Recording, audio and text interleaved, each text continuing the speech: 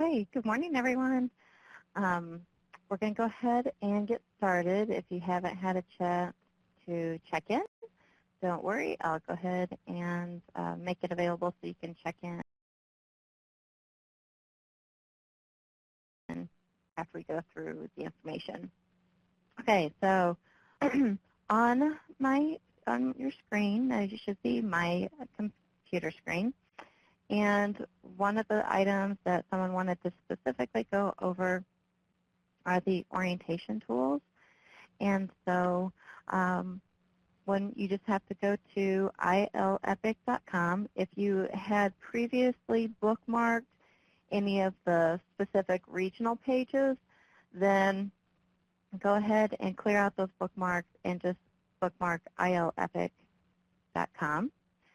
And what you'll do is you'll default to the About page, which has information on there.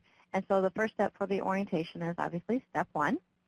And one of the questions that came up, it's in the chat pod right now, is how do you make the embedded videos larger? And so when we first released the pages, someone had made that comment, and I realized that our programmers needed to add in some script or coding, and they went ahead and did that. So now you should be able to click on the video, and then the full screen button down here now should work for you, where you can go full screen. Okay? And then, Dee had made the comment, if for some reason it's not working for you in whatever browser you're using, you can always go to the go to YouTube and go to full screen from there. But you should be able to do that now. Like I said, if you haven't tried it today or yesterday afternoon, then try it. And if you're still having trouble with it, send me the information on or type it into the chat on what browser that you're using. Try this morning. Okay. Let me know what browser you're using, and if we need to, we can get on a webinar and we can do a screen share just like I'm doing with you right now, but we can share your screen, and then I can have a programmer look at your screen and then see if there's any type of settings, or they might be able to say, oh, well, if we add this, then that should work. So how is that? What did you do in the screen share? Just email. Okay, I'm just into step 1, and then there's a little, like when you let me refresh the page. So when I come to the page, it comes here, and I don't see all the extra stuff around it. But if you hit play, I can hit pause. There's a little box in the lower right. You hit full screen, and it should go full screen. And if you don't, like I said, we can get on a webinar and do a screen share with you, so we can see your screen, and I can have a programmer look at it with me. Okay. Well, yeah. Again, if you try it today and it doesn't work for you, let me know. Like I said, my programmer added some coding stuff in there, so it should be working, because the other day when we first did it, it wasn't working for me, and now it is. But like I said, if it's not, let's take a look at it, and we'll see what we can get it done. Okay, so we will take a look at that. Okay, so the question was orientation materials, and we do have an updated handout for the new process. And I don't know why it's displaying like this, but anyway. What we have is the handout. They watch the video, and then they will take the career cluster inventory and write down the results, and then they can go through the training and write down the results, and then it tells them to complete the application and then meet with the counselor to do the online registration. And so what we would want to do is have that printed out ahead of time, And then, as you typically, most of you, I believe, already do in advance, is to write down the person's username and password.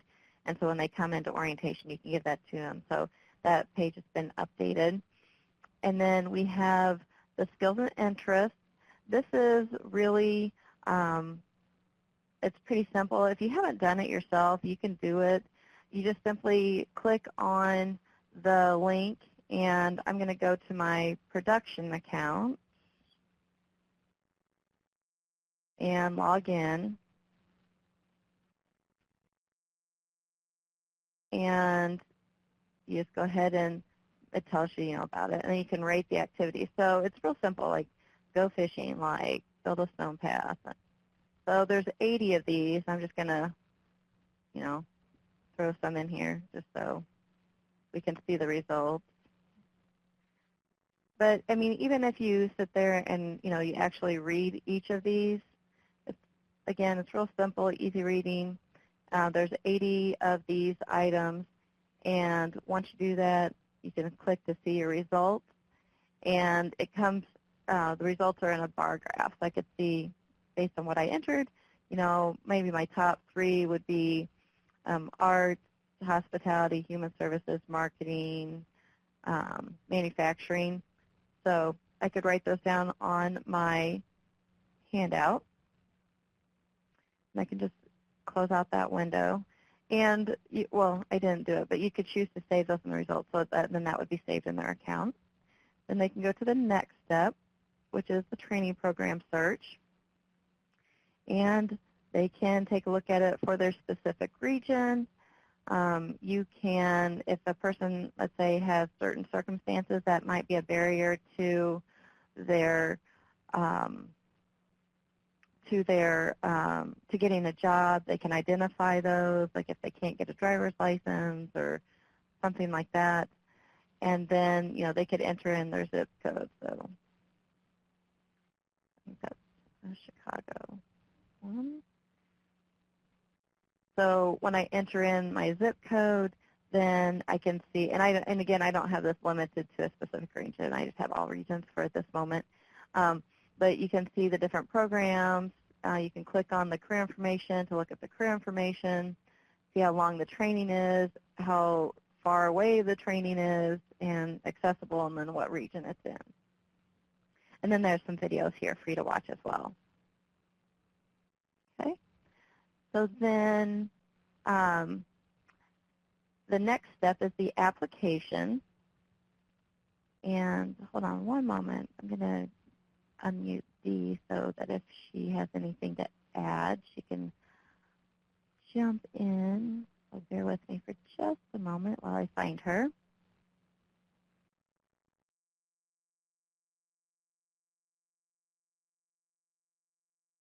Okay, Dee, I'm not seeing your phone number here. Hold on. One moment, please. Oh, here, I gotcha. Okay, so the other thing that we updated was the application, and we updated the PowerPoint to reflect those changes in the application. One of the things that we did, it's basically the same, but we lowered the reading level for the initial agreement, but the gist is still the same, just lower reading level. We still have the same, contact information. I do want to point out that because the topic has come up several times about with the recommended training programs that come up, further, quite a ways away, so like 80 miles away, 130 miles away, something like that. We do have within the application the ability for the individual to select for training programs that are less than 25 miles away. I believe in Region 4 they said that, if I remember correctly, that in some cases, they definitely need to select the more than 25 because it might be like up to 50 miles away. So, but I did want to point out that the customer has the option to choose, if they want to see programs that are within 25 miles or less than 25 miles. There is discussion going around and about changing that distance And then we are also going to, there's discussion around, just limiting it to a specific distance instead of having these options. But that's still in the discussion phase right now.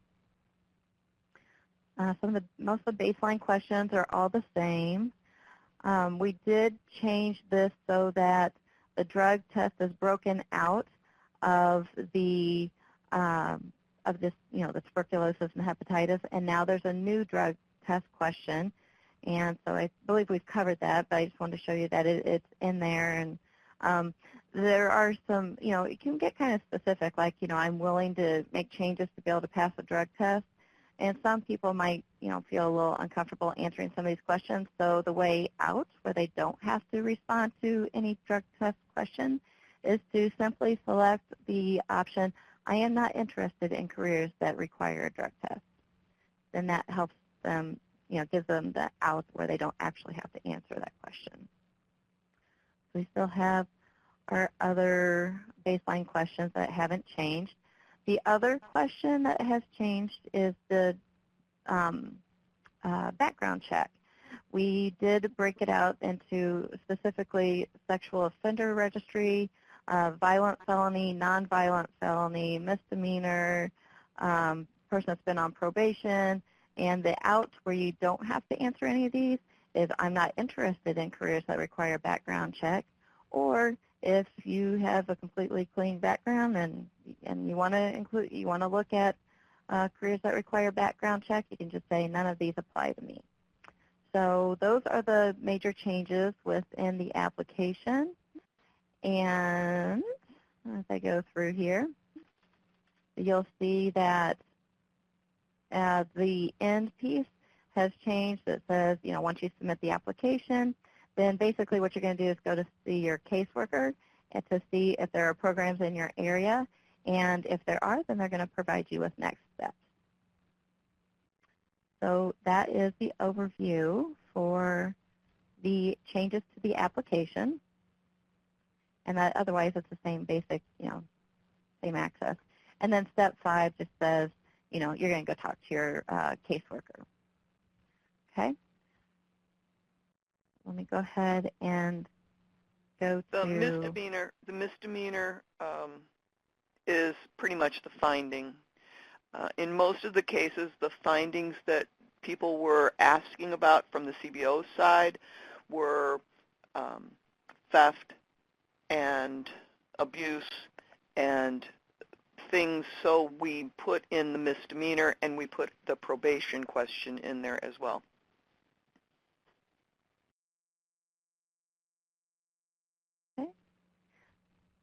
Okay, so then so what I wanted to point out, and I know this is just a review for many of you, but I know that there's been some questions, so I just want to, take the time to go over this, and you can ask questions, and we can dive into it further if you want to.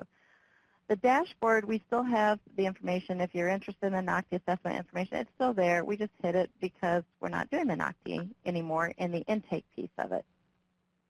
You can see that we have ready for review by the caseworker, and if you think that you already made your recommendation and so forth, then and you're like, well, why isn't it showing up in green? Then it's probably because you haven't selected the next steps, and I'll show you that. So, but if you think your person should be green and you don't see them, always default back to this yellow, because that's, again, how they filter through the dashboard.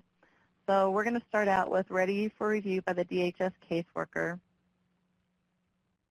And I'm in test, so I'm not sharing people's information. And let's see here.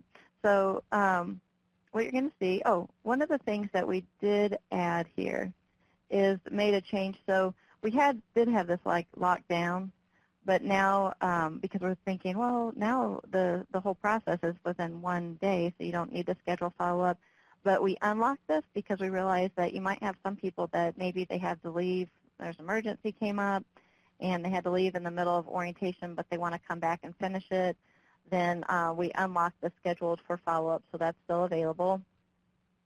and then we have the eligibility review piece. And so I just want to show you this person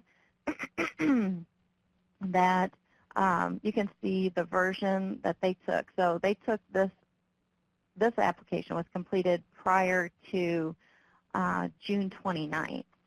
June 29th is whenever we released, if I have my date correct, that's when we released the new application. You are correct.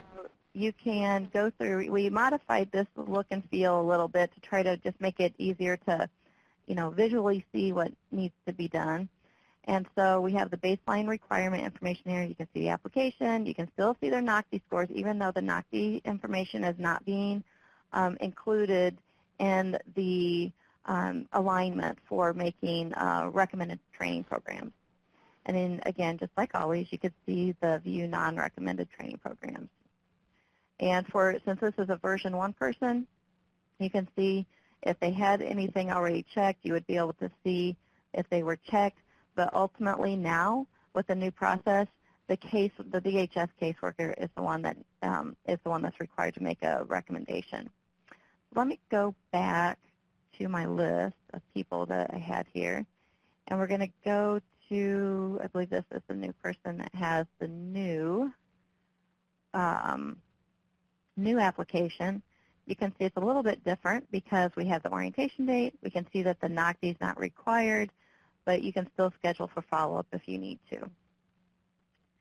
And then we have our eligibility review, which, again, looks very similar, just a little different. If you click View Baseline Requirements, you can see this person has the application version 2.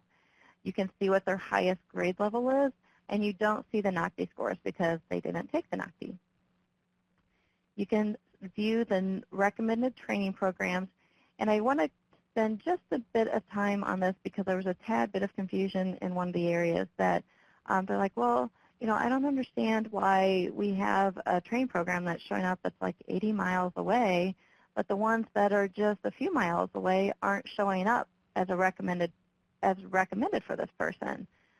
Okay, so if you think that there's a training program that's near and you're like, well, why is it not showing up? Always look at this View Non-Recommended Training Programs. I'm not saying that you should go back in and change anything, but it gives you a little insight as to why they're not recommended. And in this case, for this example, the reason why the majority of these were selected is because they didn't say that they were interested in that industry. And in this particular one, the truck driving, apparently with this application, they said that they have 3 or more tickets and they wouldn't be able to do that, and that was one of the baseline requirements. That's one of the reasons why we want people to fill out the information on the Career Interest Survey as well as on that Step 3 so that they can put in their circumstances, their personal circumstances, so that they won't select programs that they may not be successful in down the road. Right. And another thing to think about, if you look at this and they're like, well, I have no training programs that came up. And you can look at, background check and drug test. They might have just said, I'm not interested in jobs that require background check, or I'm not interested in a job that requires a drug test.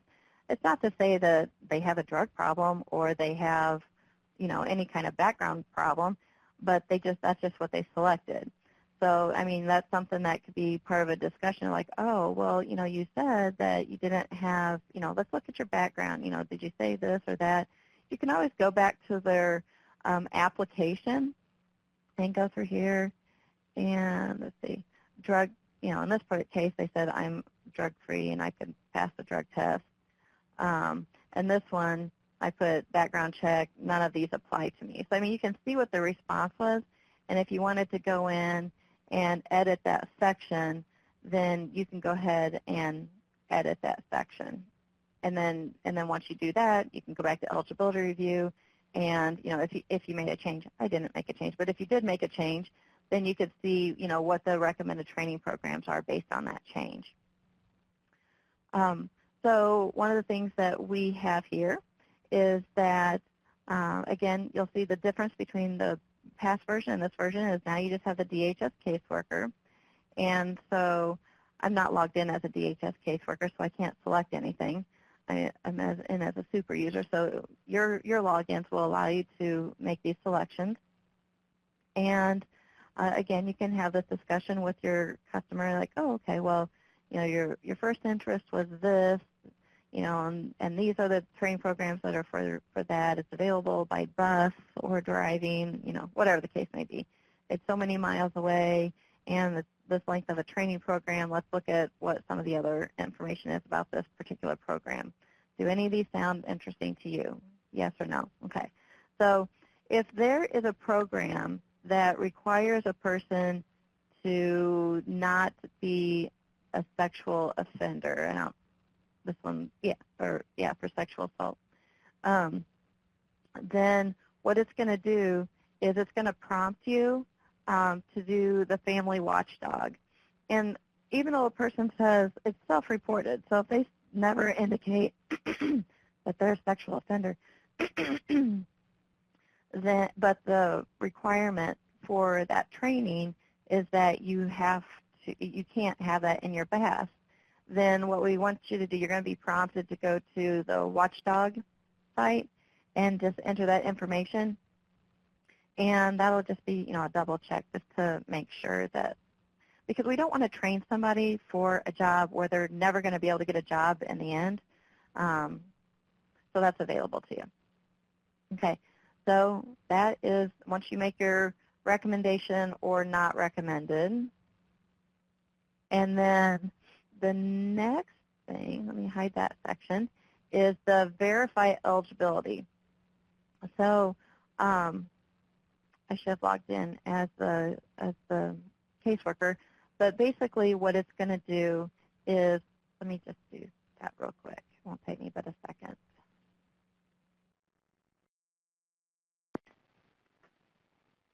Hold on.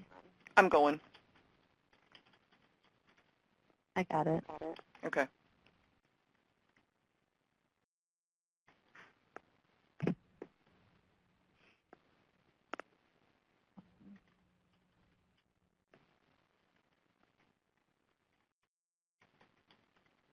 Okay. Ethel Mertz is a good candidate. I'm just going to go back to the first I had before. Okay. I think I'm going to.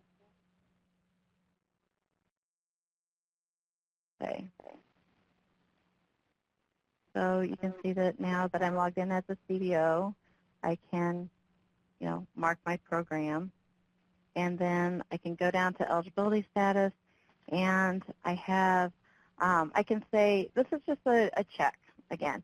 So we double check that the person is a SNAP recipient and they're eligible.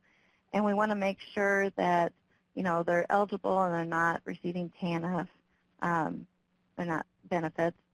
And or else you're going to indicate that the person is a SNAP recipient and they're not, or SNAP recipient is not SNAP eligible at that moment, or they just, you know, were like, I don't really like any of those programs, and so they're declining to participate. So you have to select one of these items. And then the next two questions, we have the different models. So are they just going, are they, you know, need some remediation? So you think that they'll go into just the Model 1 Bridge program, or they're, and we're going to add more definitions on this, but we have the Model 2 and Model 3. So select one of those models and then select which training provider you think that they would go with. So we'll just say Springfield Urban Lake. And the reason why we do this is because we're obviously going to have this information for people that are in the treatment group, the ones that are receiving EPIC services. But we want to collect this information here because we still have the other half of the people that are in the study that are in the control group. And we need to know, you know, based on, you know, what do we think? If they were put into the treatment group, do we think that they would go into Model 1, 2, and 3? And which provider do you think that we would put them with? So then you can, you know, save that information. And then save. And then they can go through the random assignment piece and then assigned as usual. This is our workaround for our test system. But you would go to the random EPIS system and enter them. Okay. So let's see. What conversations have I missed while I've been talking? Nothing. I think we're pretty good. Okay. Yes. Wait, there is one. Yes, Region 1, you will need, the DHS caseworker will need to do the eligibility review on every person. That is only the DHS caseworker now, so what you were doing before when you sat down and went over the programs with the person, you would still continue to do that to find out if there is a program that they want to participate in, and then you move on to the EPIS process where they complete the survey information. Then you go back to the assignment. Does that answer your comment, Chris? Or Region 1, I guess I should say. Yeah. Okay. Yep. Yeah, because that allows us to change the whole process, take it down from like 5 to 7 days to 4 hours. And I believe we've had some people go ahead and they've already gone through this process. So it'd be great to get your feedback on. I got a poll question I can pull up. Oh, go for it. All right.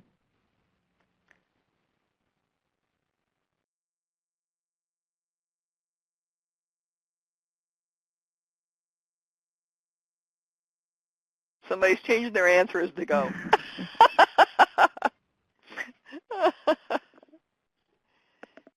It is going to take a little bit of getting used to, just because it is different than it was before.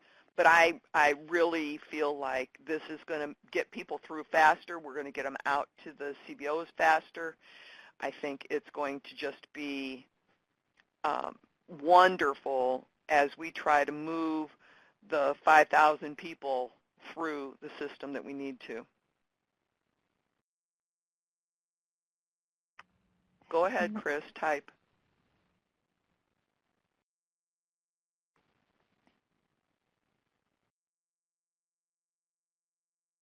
I know we've got more than 7 people on the call. Did we have more than 7 people do orientations yesterday that worked with the new system?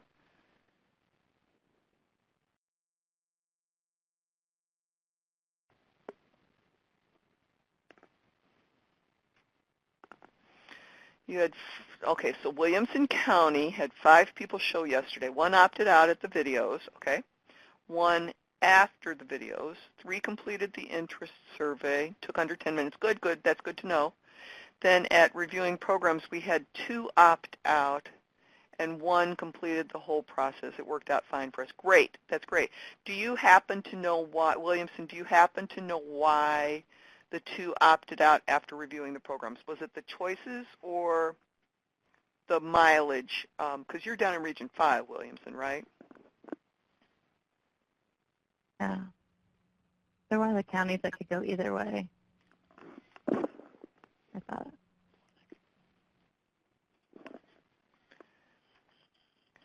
All right. So let's go on with Chris. Can we do the eligibility review choice prior to the prior to the customer and then change the selection? No. Once they do the random assignment, they're locked down on their eligibility. Wait a minute. Can you choose prior to then change selection as the customer gets EPIC? I bet they are, Carrie, relieved that they don't have to do the NOCTI. Now, if they get into EPIC, there still is a possibility that they'll have to do the NOCTI at the end of the program. But yeah, but the NOCTI is a good thing. I don't want to. It is. I don't want to say. I don't want it to.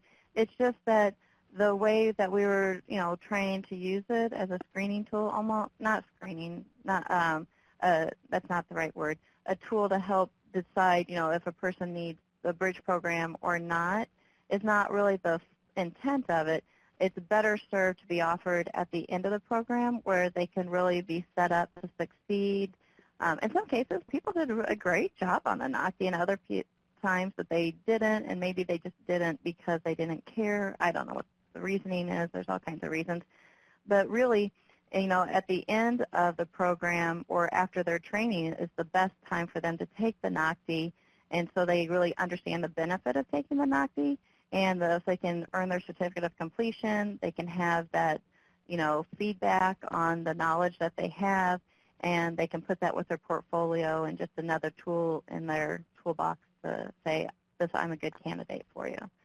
So, Natasha, Chris clarified his question. Can you scroll down to the predictive question? Because I think that's what you're asking about. On this predictive question at the bottom of the screen, this is really a wild guess, especially in Region 1, because you've got those 17 providers. In some of the other regions where there's only one provider, you're going to only have one choice to make. But you can see who they are. I mean, if you're going to have this discussion, I don't see that. I disagree. You can, if you say, well, if I have my discussion with my person, I'm like, oh, manufacturing program. Oh, they're in Two Rivers. There's Two Rivers should show down here. I should be able to select Two Rivers. And then you just leave it, because remember, it's a pre-random assignment. It's a predictive type of thing. So if they get put into EPIC, don't go back and change it. Just leave it. I mean, it should be, since you're doing it right, like literally within minutes of each other, I would assume it should stay the same. But if they change their decision on the actual random assignment, just leave this the way it is.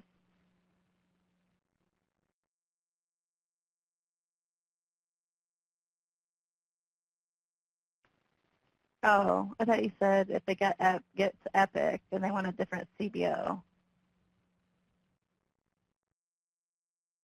Yeah, I mean, when you go to the assignment page, if they get EPIC services and they want a different CBO, that's fine. I mean, they don't pick their actual CBO until after they're assigned anyway. But, I mean, yes. But at the same time, this process shouldn't, I mean, now that it's only 4 hours and you're doing that back-to-back, I mean, if they want to do a flip-flop at the last minute, then that's fine. That's nothing that's going to stop them.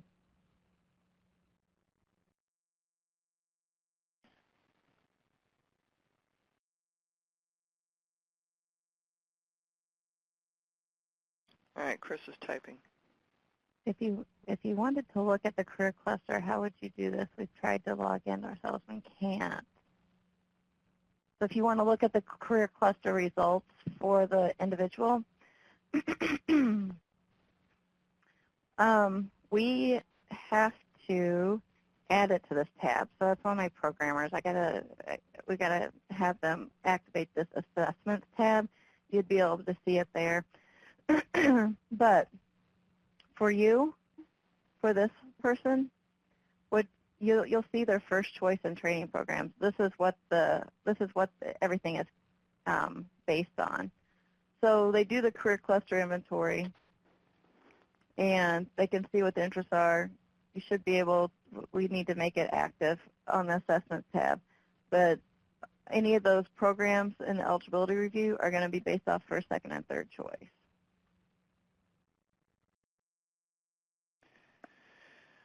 Okay, so Chris said, let me go back. Is the customer choosing what they want, or are we? So if you go back to the eligibility review tab, Natasha, you, as the DHS caseworker, will still be doing the review like you were doing before. You will review the process and approve or not approve which ones of those programs. So for example, you might pick all 3 of those first programs because they're within a mile of the person's zip code. But you wouldn't select the one that's 131 miles away. So then you discuss those programs with the person, and at the end, after they're assigned to EPIC, then they pick which one of those 3 programs they want to actually participate in. Then the assignment tab is the exact same as it has been.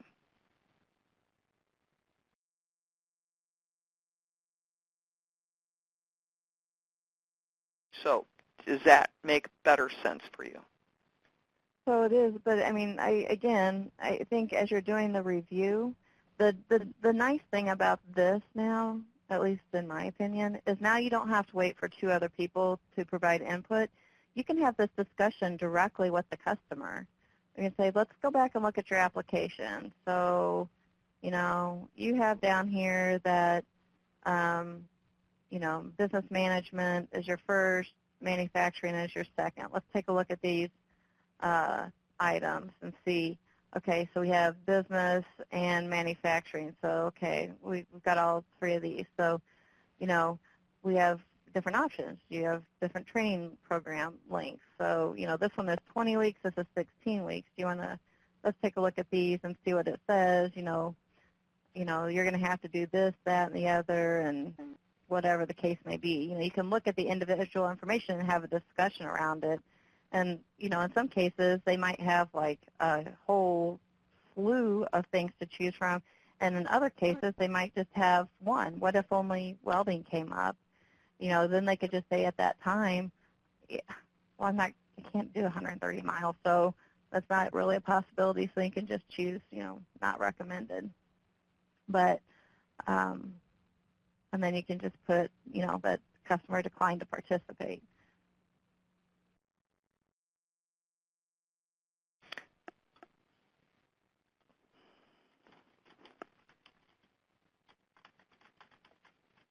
Okay, I guess the only thing that I was saying is that now you can do the review with the person. It's not like it has to be a separate process. You can just do the review with the person. Kill 2 birds with 1 stone. Are you interested or are you not? And if they're not, then move on. No sense in doing random assignment and all that kind of stuff. Exactly. So you show them the screen. You say, are you interested in business admin, manufacturing, or finance program? If they say, and they're not sure, you show them the information about the program. Then if they're still not sure, like Natasha just said, you say participant not interested, and then you go get the next person. If they're interested, go on with random assignment. If they're not, but it's okay. Thank you very much. And if they're torn between 2, they've got the time through the end of the study to actually make the decision.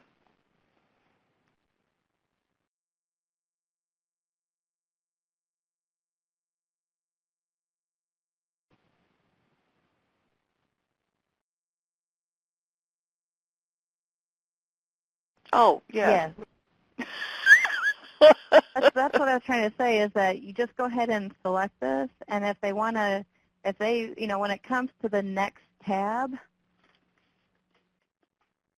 and I have this person that is in Epic Services, this is my pretend random assignment. I haven't tested it since we did this. Oh, it's waiting here for me.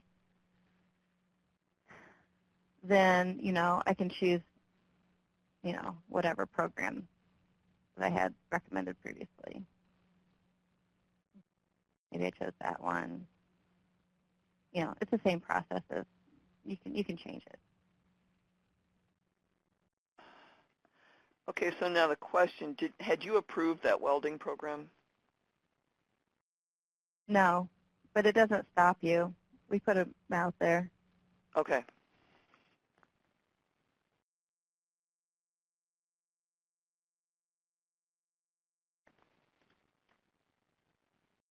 And are we mentioning TANF? I had just mentioned, okay, well, the other thing is, okay, so let's go to an enrolled dashboard. And with people that are in the system, let's just say I'm going to pick somebody that's already good to go. And I'm going to go to the progress page. They uploaded the 2151 form, and I have my 2151A. Let's just assume that all is good. And so, then the next month, I want to point out too, so if you have to do any of those other forms, like the, 4333 and the whatever forms, all you have to do, you do have the ability on the progress page under change in activity monthly update to upload other forms. You can upload, it doesn't stop you. You can upload whatever forms that you need to upload that need to stay with this person using upload other documents. The 2151A is the one that, is the one that populates the dashboard. So let's go back and just say G is, I'm doing the review on G. I looked in my system and I'm like, oh, crap, G now is getting TANF benefits. Then we're going to change this where it says like eligibility status, SNAP eligible and not receiving TANF. And because if they are receiving TANF, then they can't be, in this program. And so if that's the case and you find out that they are receiving TANF, then all you do is just click the button and just say they're ineligible and hit update, and it'll, mark them as ineligible, and then it sends a notice to everyone. So it sends a notice to like the customer, the DHS contact, as well as the CBO contact to let them know that this person is not currently eligible, but it's still the same rules apply. So if there's money that's been obligated, like say they've already paid for their training, they can still continue to go through their training. But of course, we want them to be successful, but we can't spend any extra funds on them. So, and then whenever if they become eligible again and they're not on receiving TANF, then just go back in and mark them eligible and hit update, and they continue on their merry way. And it's the same, Chris asked if it's the same for sanctioned customers who are mandatory. That's the same thing. Yep, exactly.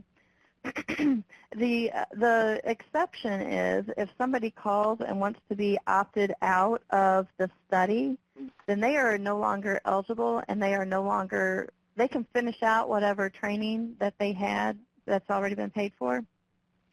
But once they opt out of the study, they can never return.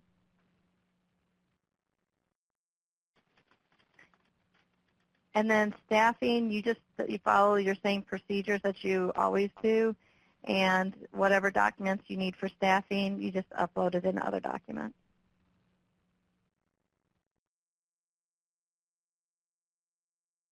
So you can upload a 4333 for the person or a 4334 for the person if you need to. You would just browse for the file and upload it. So the CBO could upload the 4333 is the list, so they'd have to email you that. But the 4334 about the person could be uploaded to the document or to their file. But the rest of the state doesn't have to do the staffings. They can, but they don't have to. They can't upload it prior? Yeah, I mean, this doesn't restrict you. I mean, whatever documents and process that you guys have in place, just know that, really, this is a place where you can upload any documents that need to be done. So you could upload it here, and it's just going to put them in order, and you can put a note in here that has a description of, I don't know, read this prior to whatever date or, whatever that process is, and then they could click on it, and they can see what the document looks like. And no.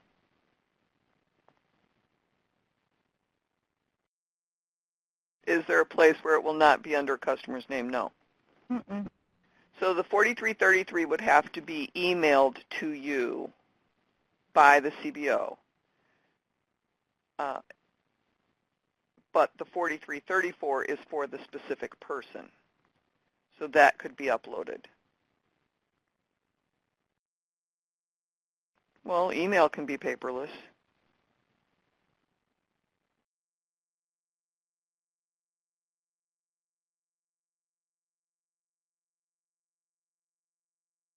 I mean, if we need,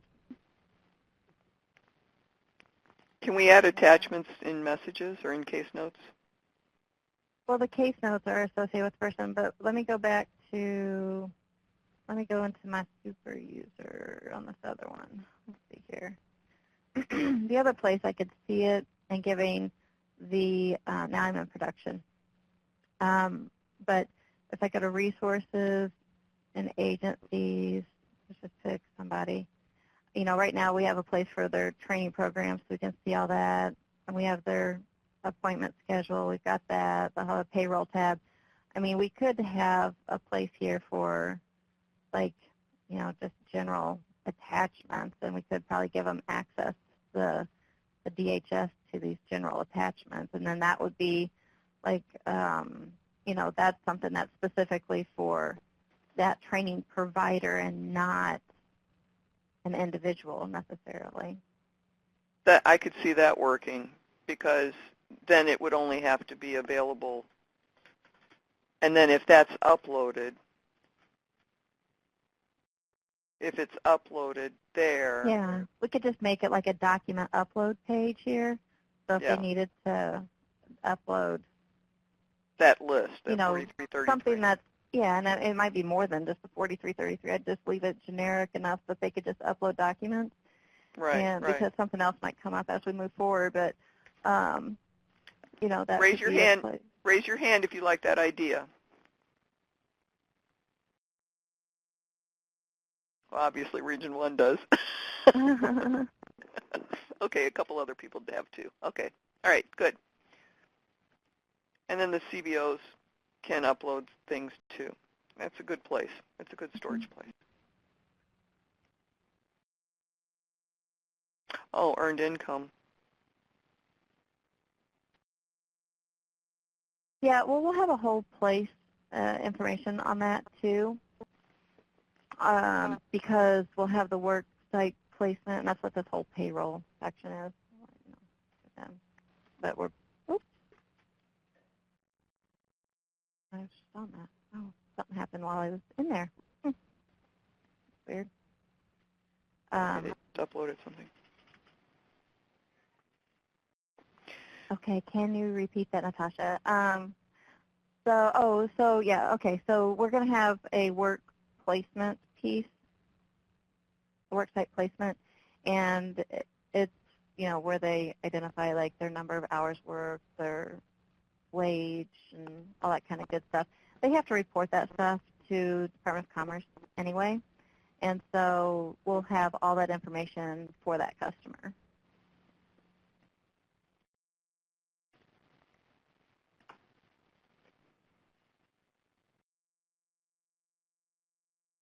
And we'll have reports and all that kind of good stuff.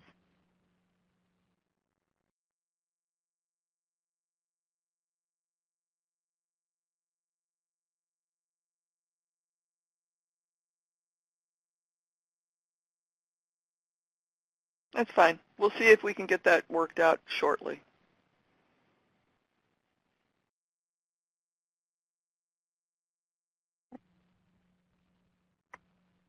Any All right. other questions or comments? Did everybody get a chance to check in? Thank you.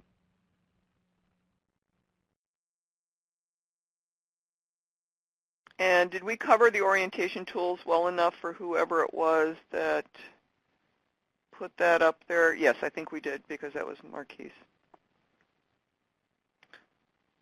All right, well, everybody have a wonderful 4th of July weekend. It's America's 240th birthday. Woohoo. So, all right. Have a great weekend. Thanks, everyone. Bye-bye.